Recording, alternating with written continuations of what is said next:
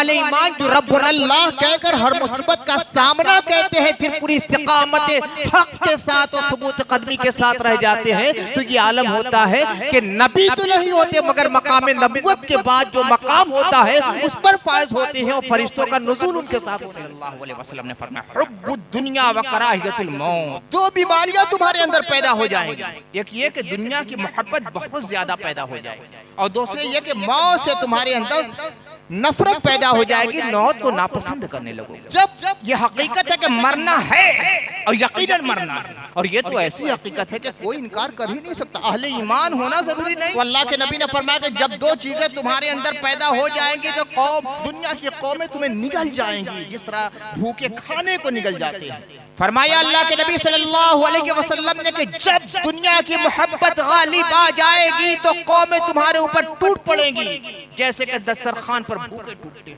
आज हमारे अंदर वही चीज पैदा हो गई है। फरमाया गया कि जब मौत से आदमी डरने लगेगा तो तबाही और बर्बादी उसके ऊपर मुसल्लत की जाएगी जैसे आज हमारे ऊपर है। हम मौत से डरने लगे, हम अपने मुस्लिम पसल्ला के बचाव के लिए आवाज उठाना पसंद नहीं करते। मौत आ जाएगी, मौत आ जाएगी, मौत आ जाएगी, तो क्या आवाज नहीं उठाओगे? अपने को नहीं समझा कि हम क्या हैं। जो शख्स भी तुम्हारे अंदर से खड़ा हुआ तुमने हमेशा शक और शुबे की निगाह से देखा है, और जो तुम्हारे दुश्मन रहे हैं उन पर हमेशा तुमने भरोसा किया। हमेशा 70 साल तक तुम लोगों ने उन्हीं लोगों पर भरोसा किया जो तुम्हारे खुदा और तुम्हारे रसूल के दुश्मन है। जब भी तुम्हारे अंदर से कोई कायद खड़ा हुआ है तुमने खुद उसकी कब्र खोदी है।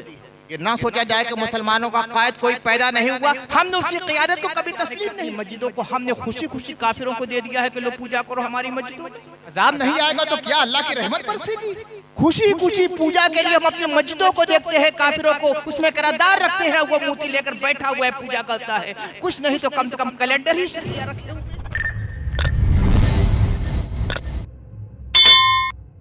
अलैहिमुल मलाइकतु अल्ला तखाफू वला तहज़नू व अबशिरू बिल जन्नतिल लती कुंतुम तुअदून नहनु औलियाउकुम फिल हयातिद दुन्या व फिल आखिरह व लकुम फीहा मा तश्तही अनफुसुकुम व लकुम फीहा मा तदऊन नुज़ुलम मिन गफूरिर रहीम। सदक़ल्लाहुल अलीयुल अज़ीम। हज़रात, पूरे हिंदुस्तान में इस वक्त जो हालात चल रहे हैं,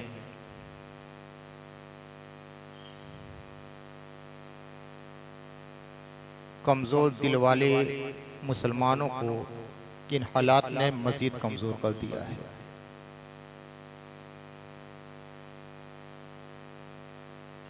और जो क़वियुल ईमान है उनके ईमान में मज़ीद क़ुव्वत पैदा हो गई है। कुछ आयतें और कुछ अहादीस ऐसी हैं कि मेरा तो जी चाहता है कि हर जुमे में उनका तज़किरा किया जाए। ये 1, 2, 3, 4 बार सुनने की, गौर करने की अहादीस और आयतें नहीं हैं, बल्कि हकीकत यह है कि रोज़ रोज़ उन पर गौर करना चाहिए। और खुदा की कसम, अगर सही तरीके से उन आयात पर और अहादीस पर गौर कर लिया गया तो ये डर और ये खौफ कि जो मानसिकता हमारे अंदर पैदा हो गई है, उस मानसिकता के चक्रव्यूह से इंसान निकल जाएगा। जैसे मैंने खुतबे के बाद जो दूसरी आयत पढ़ी है, अक्सर जुमा में भी पढ़ा करता हूँ। हकीकत यह है कि अगर सच्चे गौर दिल से उस पर गौर किया जाए, डीपली गौर किया जाए, संजीदगी से गौर किया जाए, गहराई के साथ गौर किया जाए, तो ईमान इतनी बुलंदी पर नजर आने लगेगा कि कायनात की तमाम रिफतें उसके सामने हिज नजर आएंगी।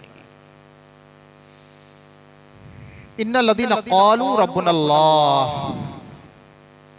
बेशक वो लोग जिन्होंने कहा कि हमारा परवरदिगार सिर्फ अल्लाह है। रब्बुनल्लाह की जो तरकीब नहवी है, ग्रामर के लिहाज से, कायदे के लिहाज से, वो ये है कि खबर मुकद्दम है, मुब्तदा मुअख्खर है। उसूल ये होता है कि पहले मुब्तदा बाद में खबर, लेकिन कभी कभी होता है कि खबर पहले होती है मुब्तदा बाद में, तो उसके बहुत सारे मकासिद होते हैं, उसमें से एक मकसद हस्र भी होता है। अल्लाह रब्बुना का तर्जुमा यह है कि अल्लाह हमारा रब है, और रब्बुन अल्लाह का तर्जुमा यह कि अल्लाह ही हमारा रब है। ये जोर है, ताकीद है, हस्र है, अल्लाह ही हमारा रब है। मैं अक्सर कहता हूं कुरान मजीद के एक एक लफ्ज में बलागतों का समुंदर पिन्हा है। जो पढ़ने वाला मानी, बयान, बदी, फसाहत, बलागत पर पूरी निगाह रखता है, कवायद पर निगाह है, और फिर उसके बाद कुरान का मुताला करता है, तो लगता है कि नए आफाक निगाहों के सामने रोशन हो गए हैं। वरना आम सा तर्जुमा करके इंसान गुजर जाता है। अल्लाह रब्बुना और रब्बुन अल्लाह में जमीन आसमान का फर्क हो जाता है। वो ताकीद, वो जोरे कलाम, वो फसाहत और बलागत का अंगड़ाइयां लेता हुआ समुंदर कि अल्लाह अल्लाह, वो अल्लाह ही की शान है। रब्बुन अल्लाह, अल्लाह ही हमारा परवरदिगार है। किसी से कोई उम्मीद नहीं, किसी से कोई तवक्को नहीं, किसी से कोई आरज़ू नहीं, किसी का कोई सहारा नहीं, किसी का कोई भरोसा नहीं। हमारा परवरदिगार हमारा रब है। रब्बुन अल्लाह सुम्मस्तकामू, सिर्फ कहा नहीं, जम गए, पूरी तरह जम गए। आंधियां आई, रुख मोड़ दिया, तूफान आए, उसका चेहरा फिर दिया, आतशकदे आए, गुल गुलजार बना दिया, जहर के लबालब भरे हुए जाम आए, खुशी खुशी नोशे जा कर लिया, हर मुसीबत का सामना किया, मगर रब्बुन अल्लाह जो कहा था उससे सरे मुंह इन्हिराफ ना किया, जम गए उसके ऊपर, आग के शोले पे लिटा दिए गए। कोई बात नहीं, रब्बुन अल्लाह, तीर खाते रहे, रब्बुन अल्लाह कहते रहे, बाजू कटते रहे, रब्बुन अल्लाह कहते रहे, गर्दन पे छुरी चलती रही, रब्बुन अल्लाह कहते रहे, बेटे शहीद होते रहे, रब्बुन अल्लाह कहते रहे, मकानात उजाड़ दिए जाते रहे, रब्बुन अल्लाह कहते रहे, खानमा बर्बाद होते रहे, रब्बुन अल्लाह कहते रहे, रब्बुन अल्लाह से कभी मुंह नहीं मोड़ा, सुम्मस्तकामू, फिर उस पे जम गए। नतीजा क्या होता है? ततनज़्ज़लु अलैहिमुल मलाइका, मलाइका का नुज़ूल उनके ऊपर होता है। आम इंसानों से बहुत ऊंचा वो इंसान हो जाता है। मलाइका का नुज़ूल किस पर होता है? नबियों पर होता है, रसूलों पर होता है, पैगंबरों पर होता है। मगर वो आले ईमान जो रब्बुन अल्लाह कहकर हर मुसीबत का सामना कहते हैं, फिर पूरी इस्तिकामत हक के साथ और सबूत कदमी के साथ रह जाते हैं, तो ये आलम होता है कि नबी तो नहीं होते, मगर मकाम नबुव्वत के बाद जो मकाम होता है उस पर फायज होते हैं, और फरिश्तों का नुज़ूल उनके साथ होने लगता है। ततनज़्ज़लु अलैहिमुल मलाइका, उनके ऊपर फरिश्तों का नुज़ूल होता है। नबिया का तो मामला ये है कि नबी आते हैं, सामने बात करते हैं, बशरी शक्ल में आते हैं। हुजूर रहमत आलम सल्लल्लाहु अलैहि वसल्लम के सामने भी जिब्रील आते थे, तो मुतअद्दिद अशकाल में आते थे। अक्सर हज़रत दिहिया कल्बी की शक्ल में आया करते थे, हज़रत दिहिया कल्बी की शक्ल में। लेकिन ये खवासे हक जो होते हैं, तो उनके ऊपर फरिश्तों के नुज़ूल की शक्ल होती है कि उनके कल्ब पर इल्हाम करते हैं, उनके कल्ब पर इल्हाम करते हैं, कल्ब पर इल्का होता है। क्या इल्का होता है? अल्लाह तखाफू, डरो मत, वला तहज़नू, गम मत करो। सामने दुश्मन बहुत बड़ा है, उसके पास कुव्वत है, उसके पास हुकूमत है, उसके पास वसाइल है, उसके पास ज़राए हैं, उसके पास असबाब है, उसके पास असलहे हैं, उसके पास दौलत है, उसके पास लश्कर है, फौज है, असलहा है, सब है। तुम्हारे पास तुम्हारा खुदा है। अल्लाह तखाफू, डरो मत, वला तहज़नू, गम मत करना। नुकसान होगा, गम मत करना, खसारा होगा, गम मत करना। कि दुनिया का खसारा है ना, दुनिया की हैसियत ही क्या है? मताए गुरूर है दुनिया, लहवो लईब का सामान है दुनिया, ढलता हुआ साया है दुनिया, उड़ता हुआ कच्चा रंग है दुनिया, फानी है दुनिया, हादिस है दुनिया, ज़ाइल है दुनिया, खत्म होने वाली है दुनिया। दुनिया की हैसियत ही क्या है? हमने तो आखिरत के सारे सामा तुम्हारे लिए फराहम रखे हैं, उक़बा की नेमतें तुम्हारे लिए रखी। अल्लाह तखाफू वला तहज़नू व अबशिरू बिल जन्नह, जन्नत की बशारत सुनो, तुम्हारे लिए तो जन्नत है, दुनिया को ठोकर मारोगे जन्नत तुम्हारे कदमों में बिछी रहेगी। अल्लती कुंतुम तुअदून वाबशिरू बिल जन्नति लती कुंतुम तुअदून, जिसका तुमसे वादा किया जाता है। अंबिया वादा करते रहे, किताबें वादा करती रही, वही इलाही वादा करती रही, शरीयत मुस्तफा वादा करती रही, फरमाने खुदाबंदी वादा करती रही कि रब्बुनल्लाह कहते रहोगे और जमे रहोगे, कभी तुम्हारे कदम लर्जिश में नहीं आएंगे। तो तुम्हारा ये आलम होगा कि दुनिया का नुकसान अगर हो भी गया, गम से गुजरना पड़ा, मुसीबतों से गुजरना पड़ा, परेशानियों से गुजरना पड़ा, मसाइब आलाम से गुजरना पड़ा, तो हम वादा करते हैं बहैसियत खुदा के तुम्हारे लिए जन्नत अल्लाह ने मुकर्रर फरमा दी है। अल्लाह वादा करता है कि मैं खुदा हूँ, खुदा की हैसियत से, खुदा होने की हैसियत से मैं तुमसे वादा करता हूँ, मैं परवरदिगार हूँ कि तुम्हारे लिए मैंने जन्नत बना रखी है। नहनु औलियाउकुम फिल हयातिद दुनिया, ये फरिश्ते कहते हैं कि हम दुनिया में भी तुम्हारे दोस्त हैं, आखिरत में भी तुम्हारे कारसाज हैं, तुम्हारे साथ साथ हम हैं।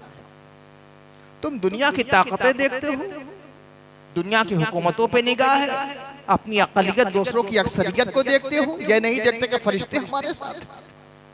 फरिश्ते कहते हैं हम तुम्हारे साथ हैं। नहनु औलियाउकुम फिल हयातिद दुनिया व फिल आखिरह, हम दुनियावी जिंदगी में भी तुम्हारे वली हैं और दोस्त हैं, मददगार हैं, कारसाज हैं, और आलम आखिरत में भी तुम्हारे साथ तुम्हारे वली हैं। वलकुम फीहा मा तश्तही अनफुसुकुम, और आलम आखिरत में वो सब चीजें तुम्हारे लिए मुहैया हैं जो तुम्हारा दिल चाहेगा, जो ख्वाहिश होगी सब मिलेगा। वलकुम फीहा मा तदऊन, जो पुकारोगे जो मांगोगे सब मिलेगा। नुज़ुलम मिन गफूरिर रहीम, और ये मेजबानी है उसकी जानिब से जो गफूर है और रहीम है। मेजबानी है, कुछ करना नहीं पड़ेगा। घर में हम रहते हैं, कुछ खाने का जी चाहे तो पहले पैसा फराहम करना पड़ता है, पैसे के लिए काम करना पड़ता है, तो पहले काम करो, पैसा आया अब बाजार जाओ, बाजार से सामान लाए तो पकाओ, पकाने के बाद खाना रहता है। इतने मराहिल से गुजरना, पहले पैसा, फिर सामान खरीदना, फिर पकाना, फिर उसके बाद आपके सामने वो डिश आएगी। एक चीज खाने का इरादा हुआ, इतने मराहिल से गुजरना पड़ा। मगर कहीं मेहमान बनकर गए तो ना आपको पैसा का इंतजाम करना पड़ेगा, ना मार्केट से सामान लाना पड़ेगा, ना पकवाना पड़ेगा, ना सर्व करना पड़ेगा, आप बैठे आपके सामने पेश किया जाता है। नुज़ुलम मिन गफूरिर रहीम, ये अल्लाह की जानिब से मेजबानी है, तुम्हें कुछ करना होना नहीं है। दिल में ख्वाहिश हुई, अल्लाह ताला ने भिजवा दिया। तुमने कुछ कहा या अल्लाह ये मिल जाए, फौरन हाजिर हो गया। अल्लाह की तरफ से मेहमानी होगी। ये कब होगा? जब रब्बुनल्लाह कहकर उसके ऊपर जल जाएगा। लेकिन ये बहुत मुश्किल मरहला है, बहुत मुश्किल मरहला है। ये उस वक्त होता है जब खौफ और डर की मानसिकता से और ज़हनियत से और नफ्सानियत से इंसान निकल जाता है, और जिसके ऊपर हमेशा खौफ तारी रहा करता है, डर मुसल्लत रहा करता है, उसके अंदर ये इस्तिकामत और इस्तिक़लाल और साबित कदमी कभी पैदा हो ही नहीं सकती। आज हिंदुस्तान के मुसलमानों का सबसे बड़ा अलमिया ये है कि ये खौफ की जंजीरों में पूरी तरह जकड़े हुए, इससे निकलने के लिए तैयार नहीं हो रहे हैं। और जब इस जंजीर में इंसान जकड़ जाता है तो ताकत रखते हुए भी कमजोर हो जाता है। ये खौफ की ज़हनियत, खौफ की नफसानियत बड़ी खतरनाक होती है। घर घर का एक वाकया मैं पेश कर दूं, एक मिसाल के जरिए आप समझ जाएंगे खौफ किसका नाम है। औरतें आमतौर से काकरोच से बहुत डरती हैं। काकरोच की हैसियत क्या है इंसान के सामने? झाड़ू लेकर मार दे तो वो मर जाए, लेकिन जैसे ही गई बावर्ची खाने में देखा, चीखती हुई भाग गई। ये क्या है? ये खौफ। कोई हैसियत उसकी नहीं है, बस खौफ समा गया है। एक छिपकली को देखा, बाप बाप करते हुए भाग गई। एक डंडा लेकर मार दे भाग जाए, या भगा दो उसे या मार दे, लेकिन नहीं, वो एक खौफ बस गया है ज़हन में, खौफ। तो खौफ की मानसिकता और खौफ की नफसानियात जो होती है ये बड़ी खतरनाक होती है, जो आदमी को कमजोर बना देती है, कमजोर बना देती है। और आज हिंदुस्तान के मुसलमानों के अंदर यही मानसिकता पैदा हो गई। ये पैदा क्यों होती है? एक नौजवान लड़का है, बिल्कुल नौजवान, 18-20 साल की उम्र है। बाप से शिकायत करता है कि अब्बा, पढ़ता हूं तो आंख के सामने अंधेरा छा जाता है, चलता हूं तो गिरने लगता हूं, चक्कर आने लगता है, थोड़ी देर के बाद थकान होती है। अब बाप को होता है कि नौजवान लड़का है, देखकर हट्टा कट्टा मालूम होता है, ऐसा क्यों है? अब डॉक्टर के पास जाता है, डॉक्टर को जांच कराता है तो कहता है इसके अंदर ये बीमारी है, ये बीमारी है, ये बीमारी है। जो कमजोर डॉक्टर होता है तो वो क्या करता है, वो टॉनिक देता है, ताकत की दवा देता है। लेकिन मर्द बढ़ता गया जूझू दवा की, जैसे जैसे दवा खाता जाता है बीमारी बढ़ती जाती है। लेकिन जो स्पेशलिस्ट होता है वो टॉनिक नहीं देता, ताकत की दवा नहीं देता, वो तलाश करता है कि बीमारी क्या है, रीजन क्या है, वजह क्या है, सबब क्या है, इल्लत असलिया क्या है। और जब सिम्टम्स उसे मिल जाते इस वजह से उसके अंदर कमजोरी है, तो उस कमजोरी और उस बीमारी को दूर करने की दवा देता है। जब वो बीमारी दूर हो जाती है तो खुद ब खुद ताकत उसके अंदर और कराती है, उसके अंदर कुव्वत पैदा हो जाती है। मुसलमानों के अंदर ये बीमारी क्यों पैदा हुई, ये कमजोरी क्यों पैदा हुई? उसकी वजह अल्लाह के नबी सल्लल्लाहु अलैहि वसल्लम ने 1400 साल पहले बतलाई थी।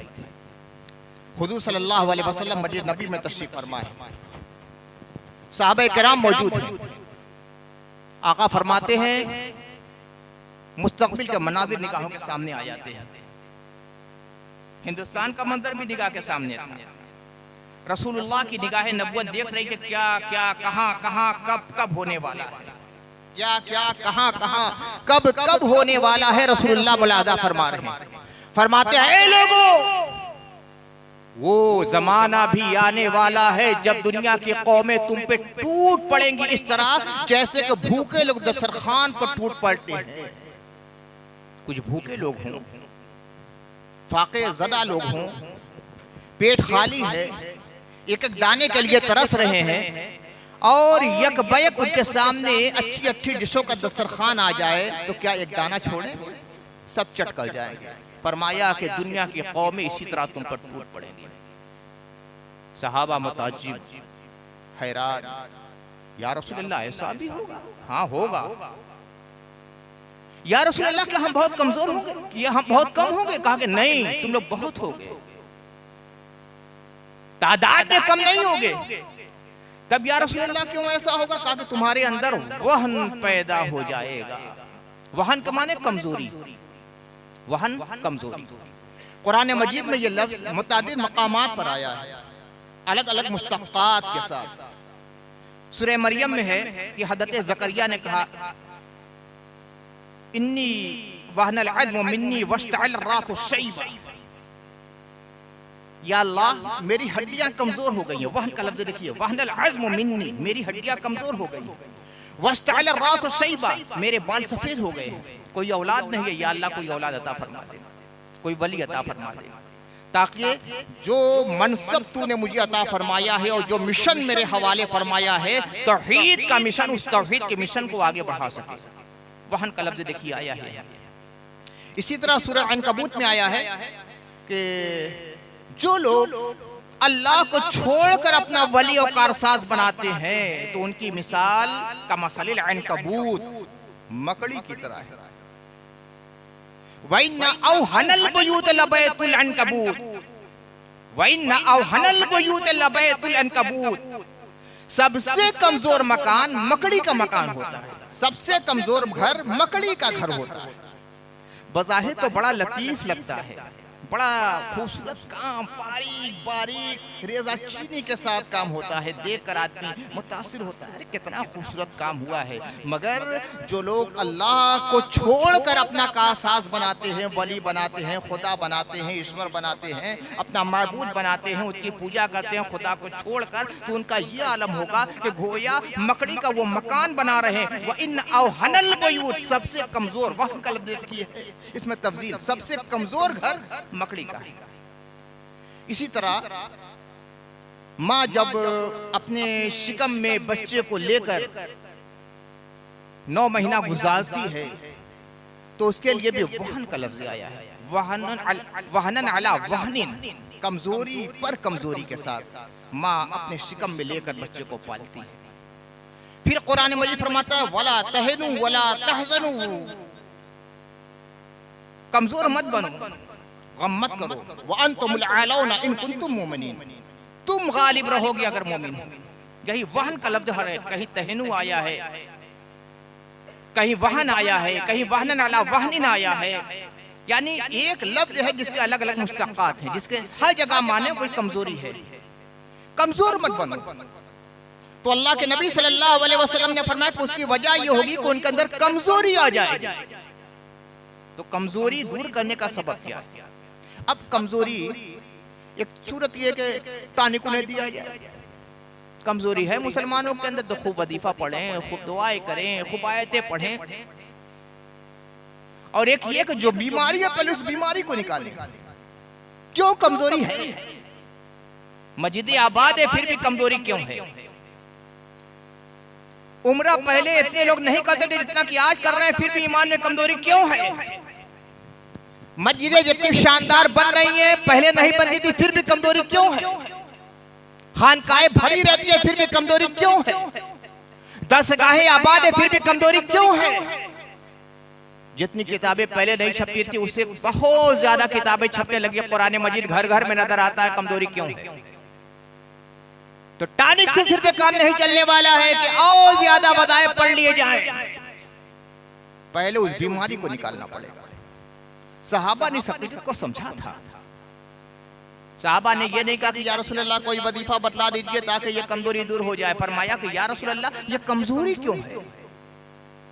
अल्लाह के नबी सल्लल्लाहु अलैहि वसल्लम ने फरमाया हुब्बुद दुनिया व कराहियतुल मौत, दो बीमारियां तुम्हारे अंदर पैदा हो जाएंगी।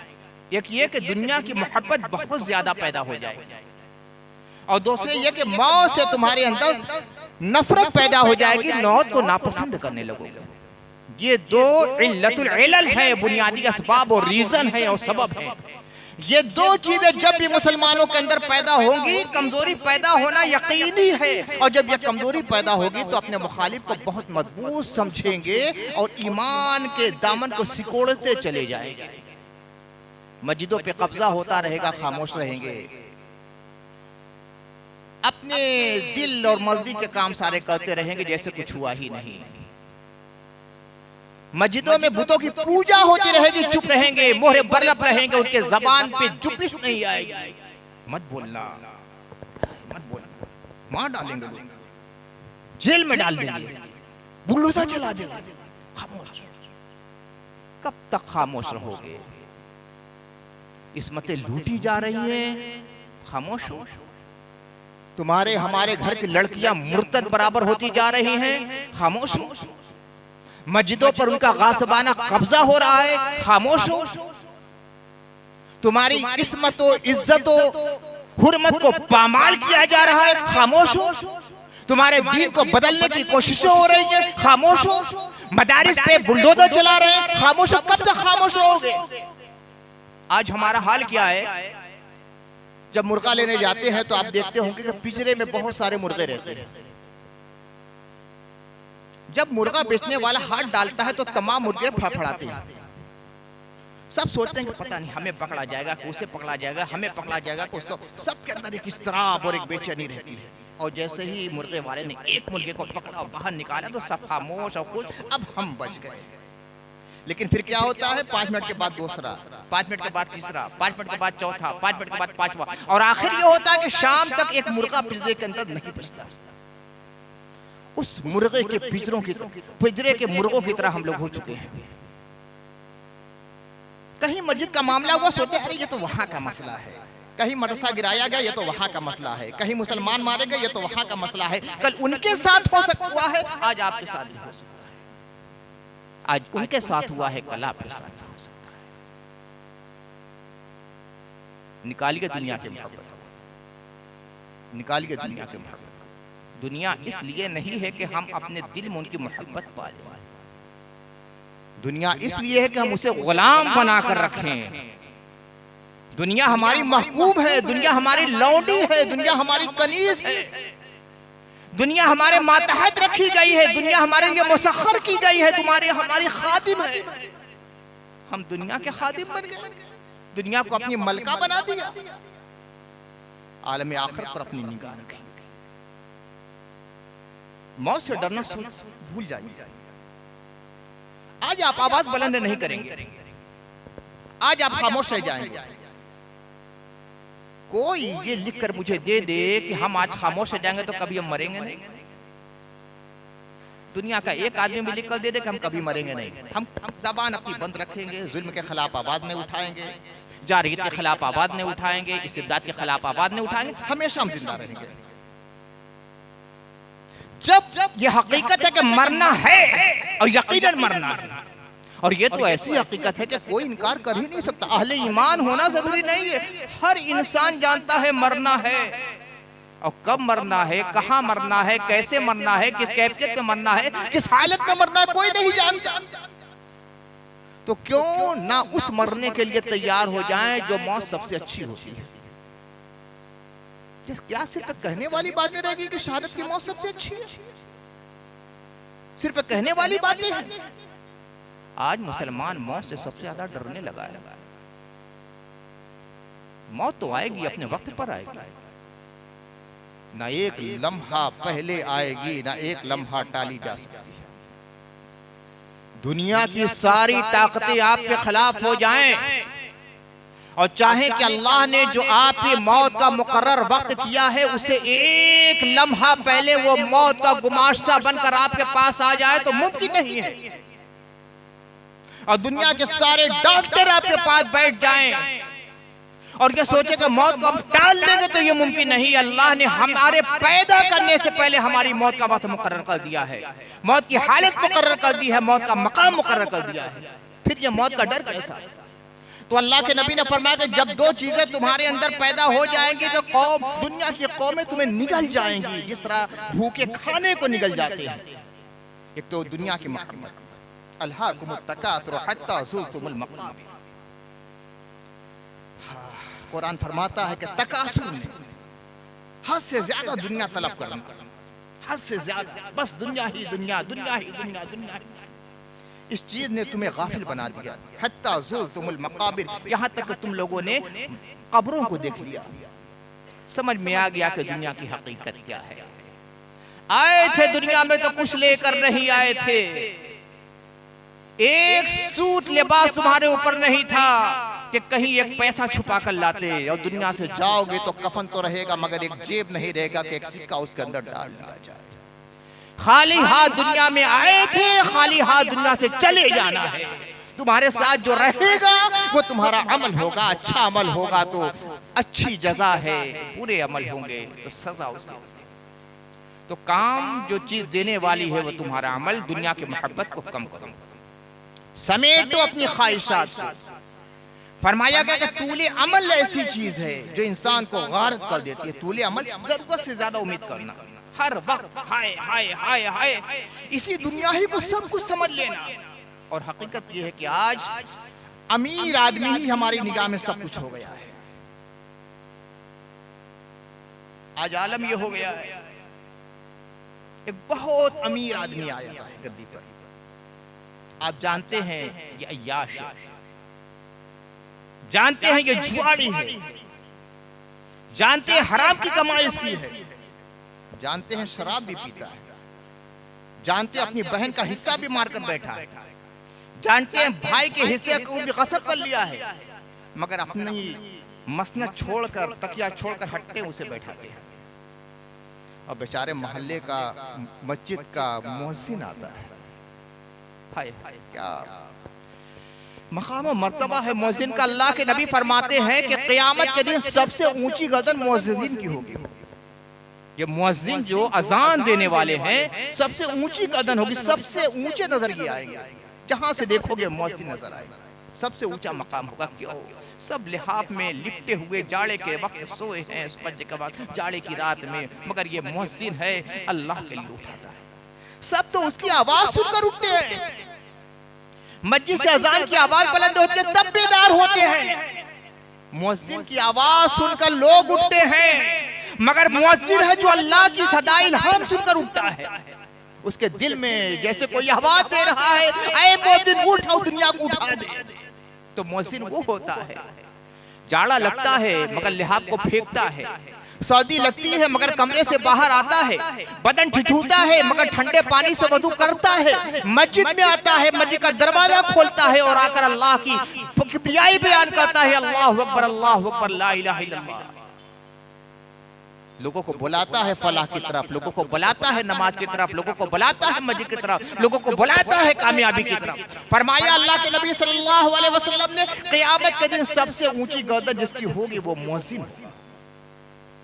लेकिन वही मोहल्ले का गरीब मुअज्जिन आता है, किसी गिरस्ता को अपनी तकिया छोड़ने की तौफीक नहीं होती, इसलिए कि गरीब है। मियार हमारा क्या बना है? पैसा, दौलत, सरमाया, दुनिया परस्ती। लड़की की शादी के लिए हम जाते हैं, हमें नेक लड़का पसंद नहीं आता। बेचारा नमाजी है, बेचारा दाढ़ी रखे हुए है, मुशर्रा है, थोड़ी सी आमदनी कम है, मकान में मार्बल नहीं है,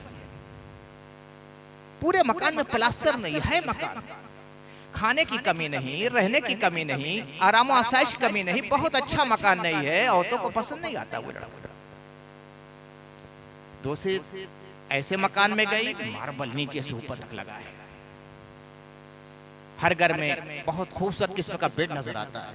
मालूम हुआ लड़का शराबी है, मालूम हुआ लड़का अय्याश है, मालूम हुआ कि लड़का गलत काम मुब्तला है। ताबिल, अरे शादी ब्याह होगी, सुधर जाएगा।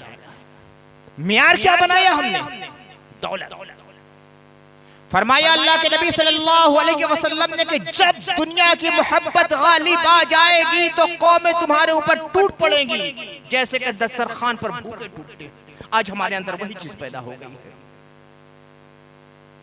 फरमाया गया कि जब मौत से आदमी डरने लगेगा तो तबाही और बर्बादी उसके ऊपर मुसल्लत की जाएगी, जैसे आज हमारे ऊपर है। हम मौत से डरने लगे, हम अपने दीन की बरतरी के लिए आवाज नहीं उठाना पसंद करते, हम अपने मस्जिद के तहफ्फुज़ के लिए आवाज उठाना पसंद नहीं करते, हम अपने मुस्लिम पसल्ला के बचाव के लिए आवाज उठाना पसंद नहीं करते। मौत आ जाएगी, मौत आ जाएगी, मौत आ जाएगी, तो क्या आवाज नहीं उठाओगे तो कभी नहीं मरोगे? क्या अमृत जल पीकर तुम आए हो?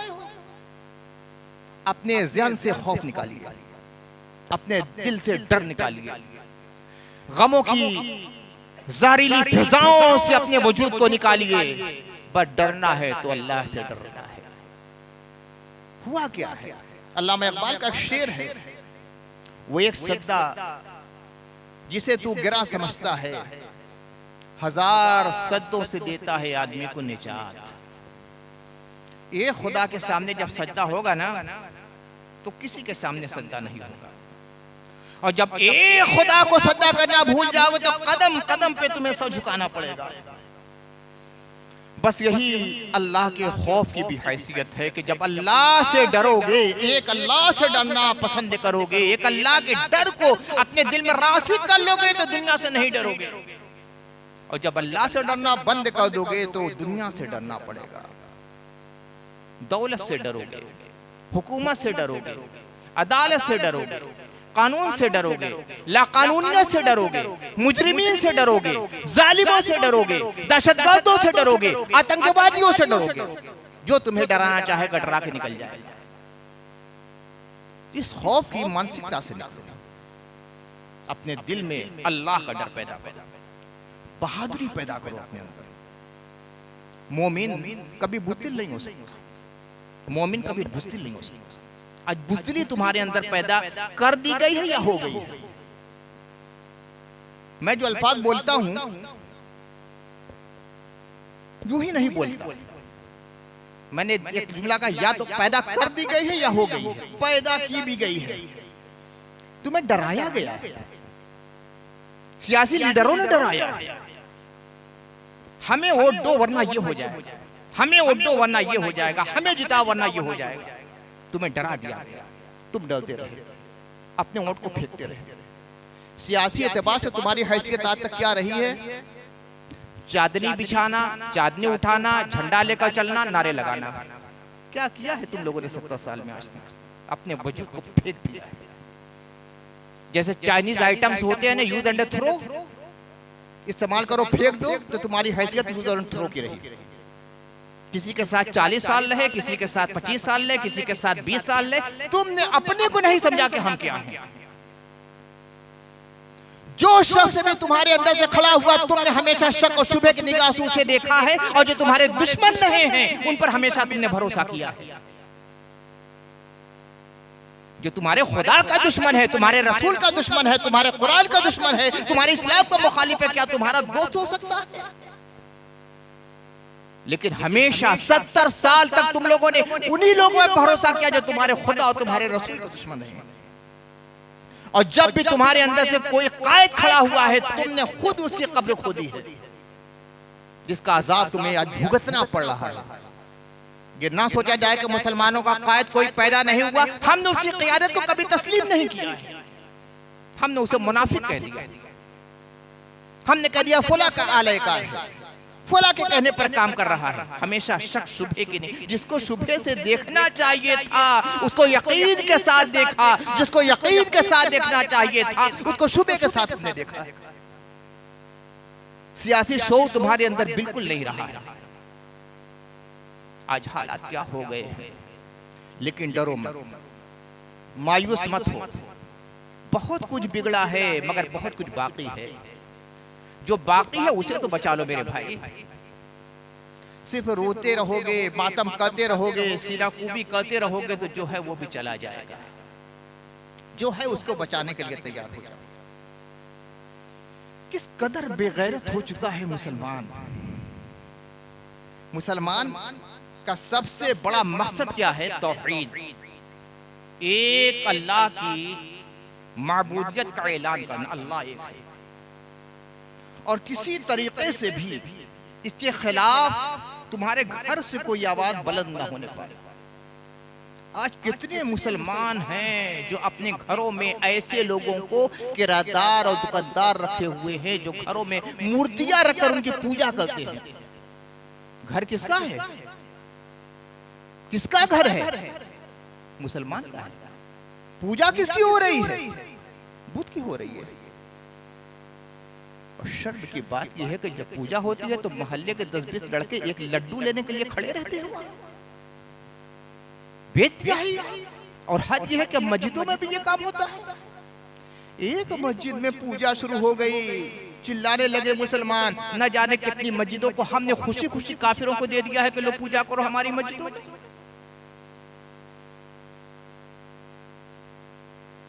अजाब नहीं आएगा तो क्या अल्लाह की रहमत बरसेगी?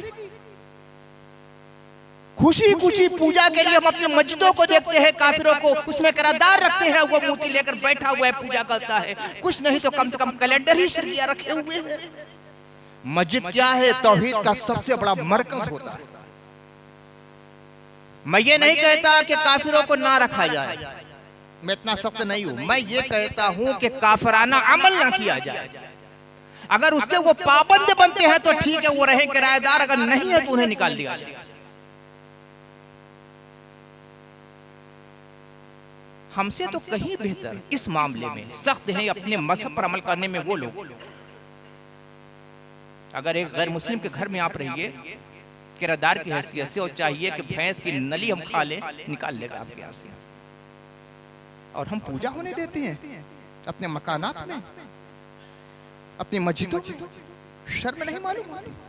और चाहते हैं कि अल्लाह की रहमत के फरिश्ते आएंगे जैसे कि बद्र में फरिश्ते आए थे।